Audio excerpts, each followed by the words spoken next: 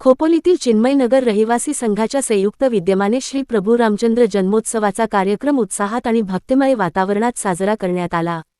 सामुदायिक एकोप्याचे दर्शन घडवणाऱ्या या कार्यक्रमात नागरिकांनी मोठ्या संख्येने सहभाग घेतला। यावेळी प्रमुख पाहुणे म्हणून खोपोली नगर अध्यक्ष कुलदीपक शेंडे उपस्थित होते।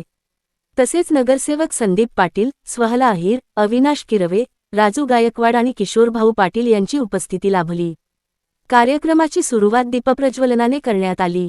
चिन्मय आश्रमाचे स्वामी मेघजानंद यांच्या मार्गदर्शनाखाली कार्यक्रम पार पडला। हभप काशीनाथ महाराज वाघुळे महाराज यांनी मार्गदर्शन करत श्रीरामांच्या आदर्शांचे पालन करण्याचे आवाहन केले।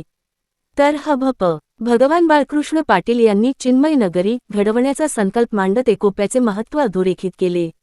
महिलांचा सहभाग विशेष लक्षणीय ठरला। भजन, कीर्तन व धार्मिक उपक्रमांमुळे कार्यक्रमाला अधिक रंगत आली।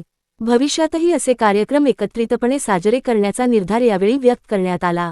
कार्यक्रमाच्या यशस्वीतेसाठी अनुराग कोंडावळे, शशिकांत मानकावळे, सुरेश सकपाळ, मेघनाद मालुसरे आणि तुषार मुंढे यांनी विशेष परिश्रम घेतले। माझे नाव रामचंद्र सुदाम मानकावले, चिन्मयनगर रहिवासी संघ खोपोली। दरवर्षी आमच्या इथं राम जन्मोत्सव जोरात होतो आणि सकाळी इथे आमच्या इथे पूजापाठ चालते मठामध्ये। तिथे होम होतो। होम झाल्यानंतर 12 वाजता जन्मोत्सव होतो। राम जन्मोत्सव झाल्यानंतर सर्व भजनाचा कार्यक्रम चालू राहतो। इथे भजन झाल्यानंतर 4 वाजता आमची पालखी निघते।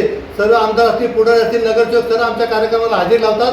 36 सर्व लोक इथे येतात। सर्व एक दिलाने काम करतात। ही मिरवणुकाची भव्य दिव्य होते का त्याला सर्वांचे डोळ्याचे पाने फिटले। सर्व लेडीज असतील, जेंट्स असतील, सर्व एकत्र आमचा चिन्मयनगर रहिवासी संघ आहे।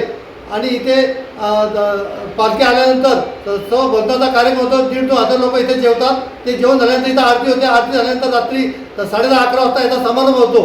जय श्रीराम। जय श्रीराम। जय श्रीराम। आमच्या इथे चिन्मयनगर रहिवासी संघातर्फे श्रीरामनवमीचा कार्यक्रम आम्ही दरवर्षी सातत्याने साजरा करतो। आजचं हे आमचं 4थं वर्ष आहे।